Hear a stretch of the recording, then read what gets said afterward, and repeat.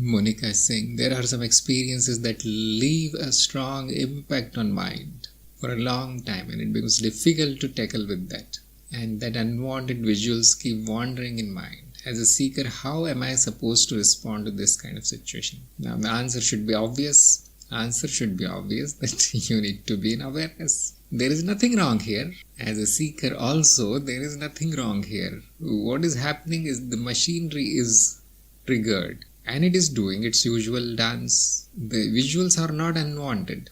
As soon as you say that they are unwanted, you have created suffering within you. Although they are not also wanted, they are what they are. Some event happened and now the machinery of the mind, like she said, instrument is functioning properly, isn't it? Do you want it to function in some other way? No, don't even think like this. That some event has happened which is negative, some experience, and now you don't want the instrument to function in the normal way. You want it to remain silent. You will see that the consequences are very bad for this. There will be no self-defense. There will be no life left in you. This will be treated like some kind of madness. You will be sent to the seeker. You will be sent to mental hospital. So it is not wise to try to change what is happening in the mind unless it is already an affliction of some kind. You don't want to change it. It's healthy behavior. And now you, in this whole knowledge, you need to abide that the instrument is functioning well. Okay. Testing, 1, 2, 3, 4. Yes, functioning well. Now watch it and under the microscope of your awareness, how it is functioning. Now comes the important part. What should I do? And the answer is very obvious. Do that which is necessary. Do that which is necessary. Somebody is, attacking you. Now the instrument is functioning. Yes, check. But do you want to simply observe the instrument there? No. Let the defense happen. There is nobody to defend, but let the defense happen. That is necessary. If somebody just joked about you, you took it as an insult, no problem. It's normal. But no action is necessary here. Even though there is a desire for action, simply watch it. And the decision should be that, leave it.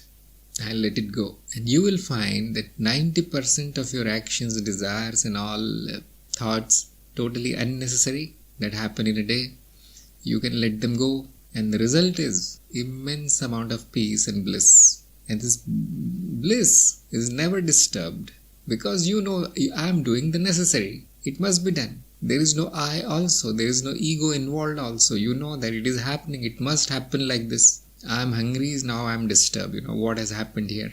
I am a seeker. I should not be hungry. But look, this is how the natural thing functions. Now you should go and eat. Very simple. So this is the response to the situation. Be in awareness. Do the necessary. Do not react. Do not try to stop. Do not suppress. Do not overreact. Oh, I am a seeker and this thought came in my mind. It's the dirty thought. No, it's okay. It's fine. It's all okay. You do not act on it if it's not necessary. Isn't it? That will be an overreaction. You don't want waves in your mind. You want it to be calm and quiet. A little bit of vibration sometimes happens. That is bliss. It will come without meditation. It will come without standing on your head. This is the purest form of meditation, awareness. Not manipulating, not holding your breath to stop your mind. That is unnatural.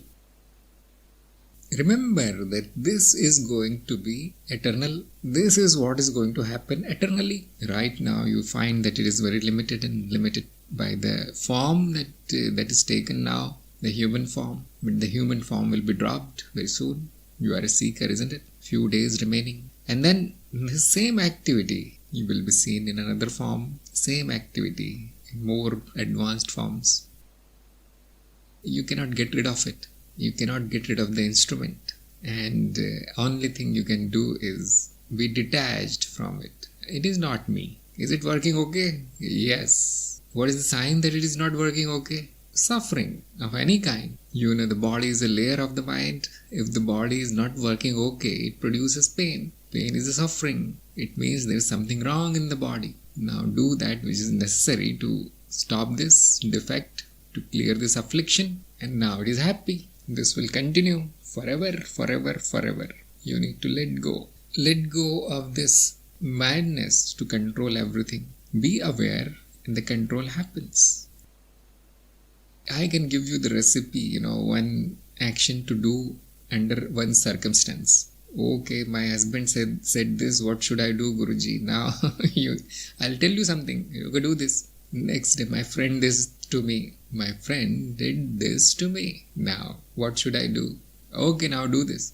So how many responses are you going to memorize? Instead, I give you the master key, and then the right response will happen. Monica is saying, during a sudden shock, the awareness is very less or even missed as per my direct experience. No problem at all. Very natural, isn't it? When you're crossing a road and big truck is coming, high speed, do you need to run or do you need to be aware? No need to be aware. Just run. Run to the other side. Once you are on the other side, you can be aware that my life is safe today. Thanks for not being aware. Because awareness may delay the action and then it is too late. So, the mind has a built-in fuse box, you can say. Fuse. When the situation is urgent, it stops the higher layers from functioning. It has to be urgent, or there needs to be urge, which means very strong desire. And the higher layers are suspended. What do we want? Do we want to interfere in this beautiful mechanism of this creature has evolved for its protection and whatever reproduction, growth? Have you seen that, we can learn a lot from the body, layer of the body, because it is visible. And most of the people know only their body. So you can check whenever there is an attack on the body of the disease, germs, what happens? The body is put to rest. You don't want to get up, first thing. The usual things, the activities of the body are suspended. You don't want to eat and you only want to sleep, and even the entertainment is not good enough. It's headache. You don't want to talk to anybody, even your loved ones, they are irritating, and you just want to wait. The intellect won't work. A very mature person behaves like a child when the person is sick. He will demand things. He will start crying. He needs emotional support and so on. The higher layers are suspended when there is an urgency. And once the urgency is gone, yes, now they can function. And I personally do not see it as a problem. It's okay. Sudden shock, yes, we don't want awareness there. Just deal with the shock, and the body deals with the shock. The body-mind deals with the shock in the usual way. We don't even need to decide. It is all programmed nicely by the evolution. It will be done. Now, yes, there will be consequences which you should now tolerate elegantly. This is what happened. So, it's all okay, I think. And there will be a stage when the awareness will grow so much that nothing can move it. Not a shock, not a bad situation, not fear, not disease, nothing. And when will that happen? We don't know. We don't know. And is it necessary? No, not necessary. Not necessary at all. Don't lose your sleep for that. Sleep peacefully, you see. It is happening. It is happening already. The seed is there, now it's growing. Continue watering it. Cultivate the awareness. It won't happen overnight. So don't worry about it at all. Then in the shock, I am not aware. That means I failed in my path of knowledge. No. The fact that you know this thing shows that you have a lot of knowledge. Because many people don't know all these things, you see. Majority do not know. When I am going through some kind of emotional event, who needs awareness there? We don't. As soon as the emotions want you to act in some odd way, you see, there is a natural action that suppose you are sad, you will just sit down, won't eat that day. Okay. If you are angry, you will just keep quiet and stay away from people. That is a natural action. But as long as there is a trigger, there is a desire to do something which is totally unnecessary, then you will find your awareness is there first, like a policeman. Before the crime happens, the pre-crime is there. Have you seen that movie where there was a pre-crime department in the movie? Can somebody tell me the name of the movie? They came to know the crime before it happened. Minority Report. Yes, Graham is right. Minority Report. So, awareness comes in. It knows already what is going to happen, what will be the consequences, and then this action is stopped. Install the pre-crime department, but it should not interfere in the normal working of the mind. Actually, you should become so aware that, okay, this is also happening, that is also happening, and drink the juice of it all. After all, you have taken birth to get this experience, isn't it? You are in the human form to get the human experience, and if you try to kill it, if you try to wipe out the whole mind, flatten it like barren land, what is the use of taking the birth? Yes, you don't want this mind to become too chaotic, afflicted, abnormal. You don't want it to cross the limit. That's all. But you want to drink the juice. And if you do not do it, if you suppress everything that happens because I'm the boss now, I'm Superman because I have the awareness, next birth will be in total unawareness and all these suppressed tendencies will be expressed. Now, this is the Maya for you. This is the illusion. If you torture her, she will torture you. So, awareness has this much function. You see. Watching, that's all. Not doing. The doing happens. Panduranga is asking, does this happen during death as well? Stopping of the higher layers first. As far as my direct experience is concerned, I don't know. Death has not happened so far, fortunately. So how can we tell? Death is similar to going to sleep, isn't it? Change of state. Now you know what happens when an aware person goes to sleep. You see, you don't have direct experience. So what are we trying to do here? We are trying to infer from our existing experience. Logical inference is valid. It will be shown that this is what happens. So just like an unaware person, ignorant person goes to sleep, total darkness. It's only, going to sleep and waking up same moment. Nothing in between. There's nothing in between. Time stops, time starts. This is how the experience of the sleep is. What happens when you go to sleep in total awareness? You will see there are mental events.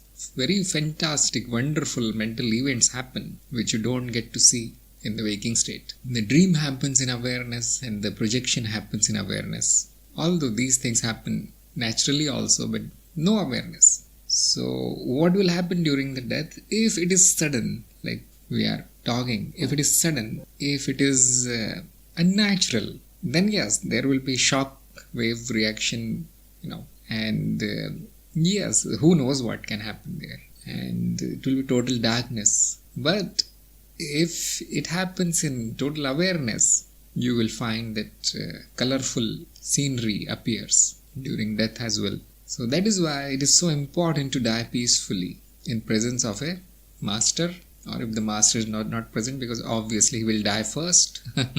But your seeker friends should be there. Somebody, some student of that, senior student of that master. And unfortunately, we don't get this luxury. Lots of people are dying every day, and obviously the master has more important work than to observe dead bodies every day. So what do? Can somebody guess? What is the alternative for you to get some help? Keep the awareness on during death. Not even that much awareness, you see. Just a little bit of intention is good enough. Okay, Pardeep is saying, be established in awareness during waking state now, it will extend. Yes, it's the best thing to do, you see. Prepare for the death. It can happen any day actually. The death can come any day. We don't know. It's best to be aware today. But there is one more thing, that you can set up an intention, or you can pray to the Guru field. If you cannot set up the intention, they will set it up, that let my death be in total awareness. There are some advantages of it, but not much. I was kind of obsessed by this thing, but then I dropped it because it's too much work, too little fruit.